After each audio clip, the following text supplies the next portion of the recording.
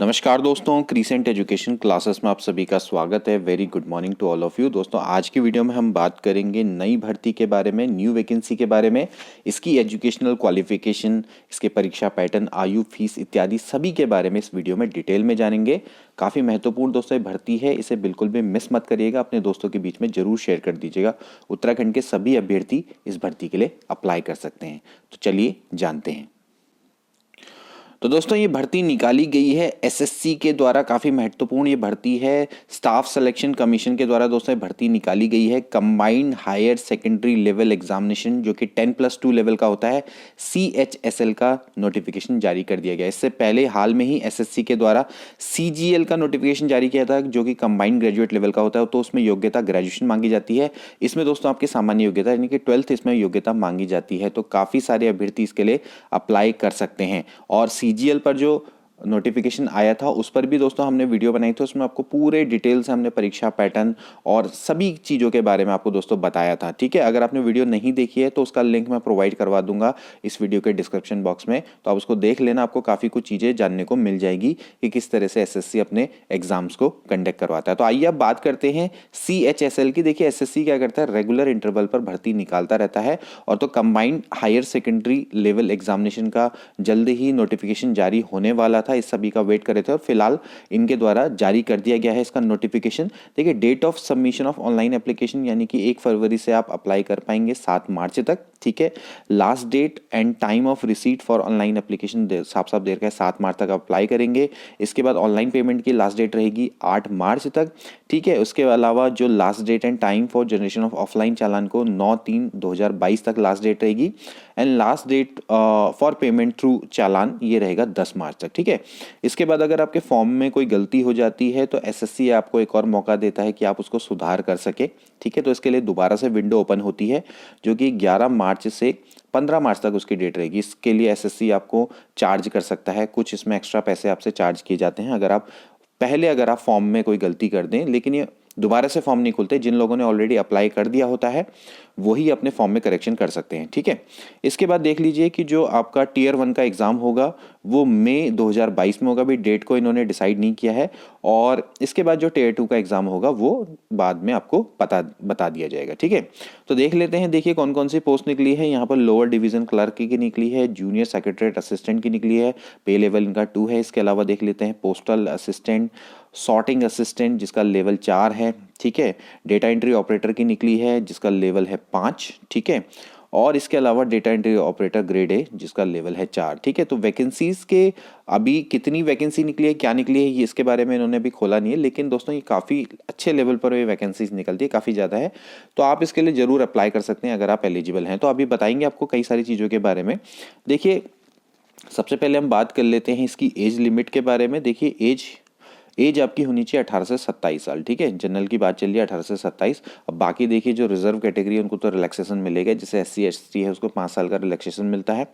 इसके अलावा जैसे OBC है उसको 3 साल का। ठीक है, और PWD में जो आते हैं दोस्तों ये आपको 10 साल का, OBC में 13 साल का। तो ये अपने अपने हिसाब से आपके जो रिजर्वेशन है इसकी PDF मैं आपको टेलीग्राम में प्रोवाइड करवा दूंगा। टेलीग्राम चैनल पर आप हमारे जुड़ सकते हैं, लिंक अबाउट सेक्शन में रहता है। कई बार लोग पूछते रहते हैं कि लिंक कहाँ पर है, लिंक कहाँ पर है, तो मैं आपको बता दूं कि हमारे अबाउट सेक्शन में वो अवेलेबल है। वहाँ से आप हमारे टेलीग्राम पे ज्वाइन कर लीजिए, मैं आपको इसकी PDF वहाँ पर प्रोवाइड करवा दूंगा। इसको आप डिटेल में पढ़ लेना। ठीक है, जो महत्वपूर्ण चीज़ें हैं उसको मैं जो हाईलाइटेड पॉइंट्स हैं उनके बारे में आपको बता देता हूँ। ठीक है, देखिए दोस्तों, अब बात करते हैं एसेंशियल एजुकेशनल क्वालिफिकेशन की। देखिए, 7 मार्च 2022 तक आपकी ये एसेंशियल क्वालिफिकेशन पूरी हो जानी चाहिए। अगर आपको लोअर डिवीजन क्लर्क या JSA या PA SA DO data entry operator इन सब के लिए अगर आपने अप्लाई करना है तो आपको candidate must have passed 12th standard और equivalent examination from a recognise board और यूनिवर्सिटी। ठीक है, सिंपली आपसे 12th मांगा गया है। ठीक, लेकिन जो अगर DEO यानी डेटा एंट्री ऑपरेटर आप कैग में अगर अप्लाई करना चाहते हैं तो उसके लिए आपको क्या चाहिएगा भाई, 12th standard pass in science stream with mathematics as a subject from a recognise board और इक्विवेलेंट। ठीक हो गया, तो अगर आप कंट्रोलर एंड ऑडिट जनरल के ऑफिस में DO अप्लाई करना चाहते हैं तो वहां पर आपको 12th साइंस चाहिए होगी, मैथमेटिक्स एज ए सब्जेक्ट। ठीक हो गया, अब बाकी सबके लिए 12th ही योग्यता है। ठीक, तो यहां पर ध्यान रखना, candidate must possess essential qualification on और before closing date of receipt of online application 7 March 2022। इसके बाद दोस्तों बात करेंगे हाउ टू अप्लाई की। देखिए आपने कुछ नहीं करना है, इनकी जो वेबसाइट है यहाँ पर आप देख सकते हैं ssc.nic.in, यहाँ पर आप जाएंगे और यहाँ पर इसको अप्लाई कर लेंगे। बहुत सिंपल सी मैनुअल सी प्रोसीजर है, ठीक है, कोई यहाँ पर दिक्कत नहीं आएगी, ठीक है। इसके बाद एप्लीकेशन फ़ी की बात करें तो 100 रुपये इसमें फ़ी पड़ती है, ठीक है। इसको आप नेट बैंकिंग के थ्रू पेमेंट कर सकते हैं या फिर आप यूपीआई के थ्रू भी इसको पेमेंट कर सकते हैं, ठीक है। और मैंने पहले बोला कि अगर जब आप करेक्शन करेंगे, अगर आपसे फॉर्म में कोई गलती हो जाती है तो फिर आपको वहाँ पर दोबारा से विंडो खुलेगी तो करेक्शन के चार्जेस आपको पड़ सकते हैं, ठीक है। जनरली 200 रुपये होता है, यहाँ पर साफ साफ है 200 रुपये लिखा गया है, लेकिन अगर आप ज़्यादा करेक्शन करेंगे तो आपसे फिर 500 रुपये भी चार्ज लिया जा सकता है, ठीक है। मतलब कि एक बार करेक्शन कर दिया, फिर उसके बाद दोबारा करेक्शन कर रहे हो तो फिर आपको 500 रुपये तक का चार्ज पड़ सकता है, ठीक है। अब बात करते हैं सेंटर ऑफ एग्जामिनेशन की। तो हमारा जो एरिया है दोस्तों वो क्या है, नॉर्थ रीजन है, ठीक है। तो नॉर्थ रीजन में देख लेते हैं भाई, ये हमारा है नॉर्थ रीजन, ये है नॉर्थ रीजन, ठीक है। तो आप यहाँ पर देख सकते हैं कि जो नॉर्थ रीजन है यहाँ पर देहरादून, हल्द्वानी, हरिद्वार, रुड़की, ये एरिया आपको दिखाई देते हैं, ठीक है। तो यहाँ पर दोस्तों आप अप्लाई कर सकते हैं, यानी कि आपका सेंटर हल्द्वानी पड़ सकता है, हरिद्वार, रुड़की, देहरादून। तो आप अपनी कन्वीनियंस के हिसाब से देख लीजिए, कुमाऊँ के लोग हल्द्वानी जाएंगे और गढ़वाल के लोग देहरादून, हरिद्वार, रुड़की यहाँ पर कहीं पर भी डाल सकते हैं, ठीक है। तो यहाँ पर सेंटर में भी आपको कोई भी दिक्कत नहीं आएगी, ठीक है। अब बात कर लेते हैं दोस्तों जो परीक्षा का पैटर्न है उसके बारे में एक बार जरा डिस्कस कर लेते हैं। देखिए एग्जाम में दोस्तों यहाँ पर आपके 3 चरण होते हैं, ठीक है। जैसे कि हमने सीजीएल के बारे में बताया था तो सीजीएल में ज़्यादा चरण था, तो यहाँ पर थोड़ा दोस्तों क्या रहेंगे, 3 चरण रहेंगे। जैसे कि सबसे पहला आता है कंप्यूटर बेस्ड एग्जामिनेशन जो कि टियर 1 में होता है। इसके अलावा फिर होता है डिस्क्रिप्टिव पेपर जो कि टियर 2 है। इसके अलावा फिर आपका होता है स्किल टेस्ट जिसको कि टाइपिंग टेस्ट बोलते हैं टियर 3 में, ठीक है। तो यहाँ पर टियर 1, टियर 2 और टियर 3 ये 3 एग्जाम आपके होते हैं, ठीक है। और इन तीनों के आधार पर ही मेरिट बनती है। जैसे कि जो सीजीएल था, सीजीएल में जो टियर 1 होता है वो क्वालिफाइंग होता है, ठीक है। वहां पर 4 टियर होते हैं। तो यहाँ पर थोड़ा सा ये है कि आपके पास एक टियर 1 रहेगा, टियर 1 ऑफकोर्स ऑब्जेक्टिव टाइप रहेगा, लेकिन जो टियर 2 है वो डिस्क्रिप्टिव होगा, यानी कि पेन पेपर वाला मोड वाला एग्जाम होगा। और फिर इसके बाद आपसे क्या लिया जाएगा, टाइपिंग टेस्ट लिया जाएगा, ठीक है। जनरली आप जब लोअर डिवीजन क्लर्क के लिए अप्लाई करते हो तो टाइपिंग टेस्ट होता है, ठीक है। तो टियर 1 का आप देख लीजिए जो कंप्यूटर बेस्ड एग्जाम होगा, ठीक है, यानी कि थ्रू ऑनलाइन ये एग्जाम होने वाला है। तो इसमें आप देख लीजिए आपसे क्या पूछा जाता है भाई, इंग्लिश लैंग्वेज पूछी जाती है, ठीक। और इसमें नंबर ऑफ क्वेश्चन क्या होते हैं भाई, 25। और इसी तरह से आपको बता रखा है कि भाई हर क्वेश्चन क्या होता है, 2 मार्क्स का। जनरल इंटेलिजेंस फिर इसमें क्वेश्चन 25 होते हैं, हर क्वेश्चन 2 मार्क्स का होता है। क्वांटिटेटिव एप्टीट्यूड टेस्ट होता है जिसमें आपसे बेसिक अर्थमेटिकल स्किल्स पूछी जाती है, इसमें 25 मार्क्स। कुल मिला के आपके क्या होंगे, जनरल अवेयरनेस, यानी कि 100 प्रश्न होंगे और मार्क्स होंगे 200, ठीक है। और इसके लिए दोस्तों आपको 60 मिनट मिलते हैं, ठीक है। और 80 मिनट उन लोगों को मिलते हैं जिनको मतलब जो कि फिजिकली हैंडीकैप्स होते हैं, उनके बारे में इन्होंने डिस्क्राइब कर रखा होगा, ठीक है। तो ये सारे के सारे दोस्तों क्या होंगे, टियर 1 में एग्जाम में जितने भी जो क्वेश्चन होंगे सारे के सारे क्या होंगे आपके मल्टीपल चॉइस क्वेश्चन होंगे, ठीक है।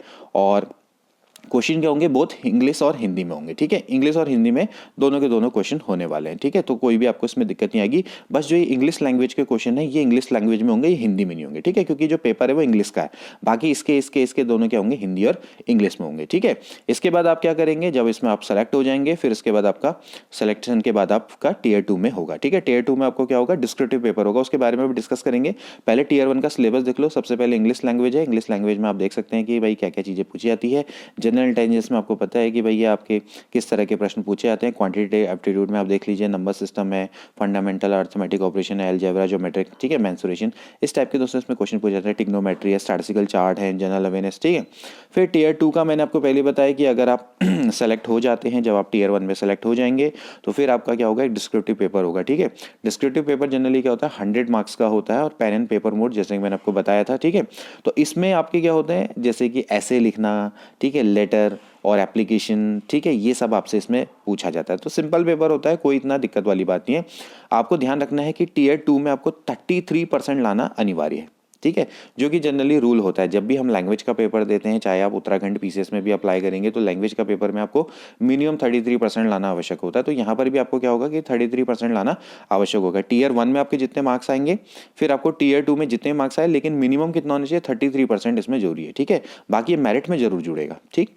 तो यहाँ पर आप ध्यान रखना कि जो आपका पेपर है, पेपर में जो आप जो चीज़ लिखते हैं, चाहे आप ऐसे लिखते हैं, चाहे इंग्लिश में लिखते हैं, चाहे आप हिंदी में लिखते हैं, तो आप उसको या तो हिंदी में लिखें या तो प्योरली इंग्लिश में लिखें। कहीं ऐसा ना हो कि आधा इंग्लिश आधा हिंदी, तो फिर ऐसे लोगों को 0 मार्क्स दिए जाते हैं। साफ साफ यहाँ पर लिखा हुआ है, ठीक है। तो ये चीज़ें भी आप कुछ चीज़ें इसमें थोड़ा ध्यान में रख के चलिए, ठीक है। इसके बाद टीयर 3 आएगा, फिर आपसे क्या होगा, टाइपिंग टेस्ट, स्किल टेस्ट होगा।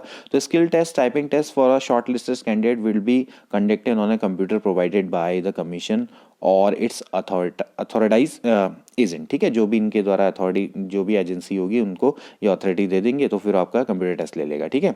And skill test, typing test will be conducted in the city where regional offices of the commission are located और as describe by the commission, ठीक हो गया। तो आप देख लीजिएगा जो स्किल टेस्ट है उसमें आपका क्या क्या मांगा गया है। देखिए skill test for data entry operator में आपका क्या क्या मांगा गया है। डेटा एंट्री स्पीड ऑफ 8000 की पर, ठीक है, 8000 की डिप्रेशन पर आवर मांगा जाता है। तो ठीक है, जनरली यही होता है, ठीक। और इसी तरह से आपसे, लेकिन जैसे अगर आप डेटा एंट्री ऑपरेटर, अगर आप ग्रेड ए के लिए बात करते हैं तो वहाँ पर थोड़ा ज़्यादा मांगी है। द स्पीड ऑफ 15,000 मांगी गई है यहाँ पर, ठीक है। तो ये डिपेंड करता है कि आपने कहाँ के लिए अप्लाई किया है, लेकिन जनरल जो है वो 8000 की डिप्रेशन मांगा गया है, ठीक है, ठीक। और इसी तरह से आपका टाइपिंग टेस्ट है फॉर LDC GSA के लिए। इसके लिए आपका क्या होगा कि the medium of typing test will be Hindi और English. The candidate will have to opt for medium of typing test either Hindi और इंग्लिश, ठीक है।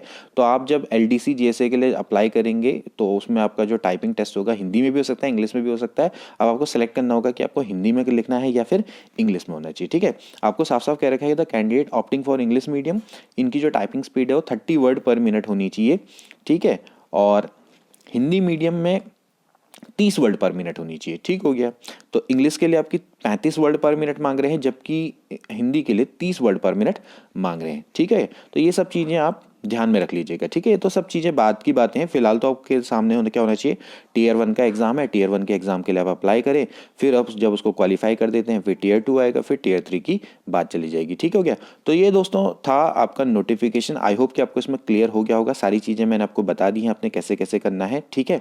और ध्यान रखें दोस्तों कि ये ज़्यादातर इसमें क्या है कि जो मैथ्स एंड रीजनिंग, ठीक है, मैथ्स एंड रीजनिंग ये इसमें बहुत वाइटल रोल प्ले करती हैं। और आप देख रहे हैं कि भाई सेंट्रल एग्जामिनेशन, सेंट्रल गवर्नमेंट का कोई भी एग्जाम हो, चाहे अभी आपका NTPC का भी रिजल्ट आया था, इसमें काफ़ी बवाल बचा था, ठीक है, RRB NTPC का। इसके अलावा रेलवे के लिए भी दोस्तों जब आप अप्लाई करते हैं, आप किसी के लिए भी आप दोस्तों अप्लाई करते हैं, तो बैंक के लिए अप्लाई करते हैं, तो वहाँ पर मैथ्स एंड रीजनिंग क्या होता है कि हमेशा से ही इंपॉर्टेंट रोल प्ले करती है। और अभी भी हम आपको जितने भी फॉर्म्स के बारे में जानकारी देखते हैं तो वहाँ पर मैथ्स एंड रीजनिंग बहुत इंपॉर्टेंट रोल प्ले करती है, ठीक है। तो मैथ्स एंड रीजनिंग की जरूर प्रैक्टिस करें। और हमारा एक चैनल है जिसका नाम है जैन नेगी मैथमेटिक्स, वहाँ पर भी दोस्तों आप हमारे संग जुड़ सकते हैं।